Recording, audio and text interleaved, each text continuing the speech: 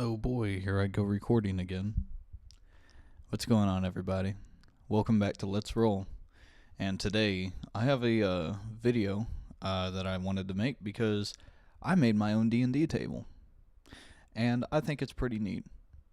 There's a couple things that I would have done differently with it. But overall, design-wise, I am very happy with it. And I wanted to show you guys and tell you guys the process of how I made it, and what I would do differently if I were to make it again. So, without further ado, I have a little edit that I want to talk over, and during that whole thing, I'll just kind of explain to you everything that went into the process. So, I'll see you guys there. Okay, so we have the table here. Nice little slow-mo shots, getting those real good close-ups in. I love how reflective the top became after we stained it. It was so nice. The stain that we used, the color is called Kona. It was a polyurethane stain one-step mix. So if you're wondering how we got that to look like it, that's how. The top of the table is it's one board cut in half, and that's so later on you'll see me opening up the table. Just some nice pan shots.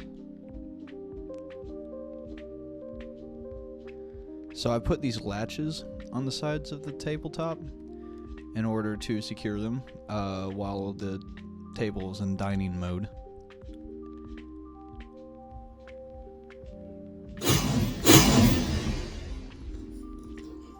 Yeah, that was some nice ASMR there. Sounded like a friggin' shotgun going off right there. So yeah, there's 4 latches, 2 on each side, or well, 1 on each side of each panel that goes on top of the table.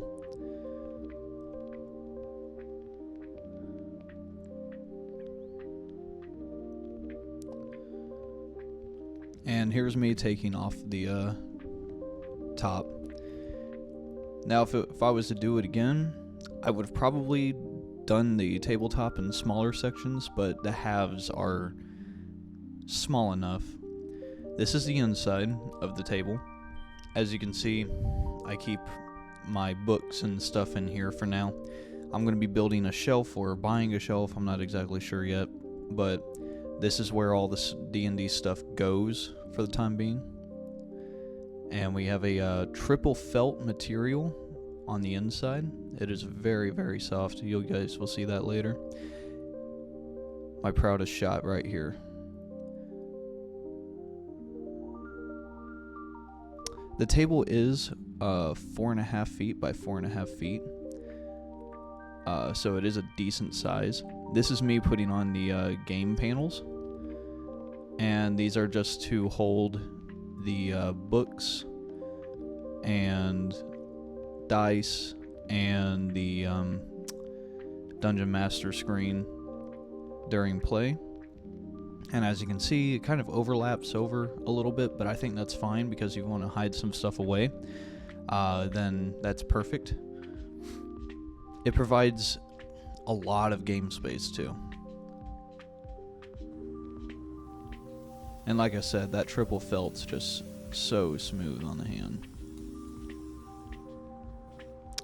So the way that these boards are attached is with inserts in the sides of the table, and then there's inserts on the top sides, and that secures them. If I were to do it again, the inserts that I have would be different.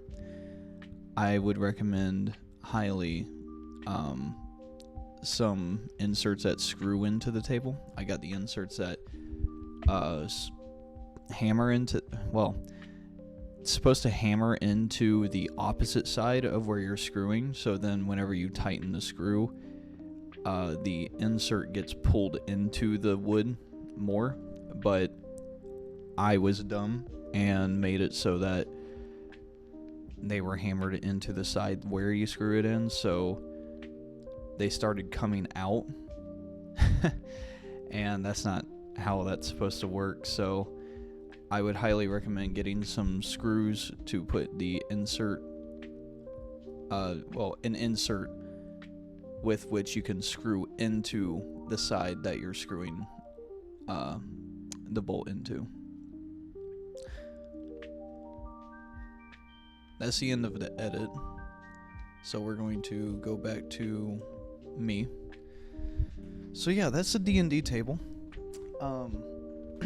It probably costs about $500, I'd say, to make, with wood and hardware, and tools. Because I had to get a couple tools. If you guys already have the tools, then it's probably a little bit cheaper, probably $400 to $450. Oh, I forgot to mention, I did put handles on the side of the table because it is a very heavy table, as you could probably assume with it being 4.5 feet by 4.5 feet.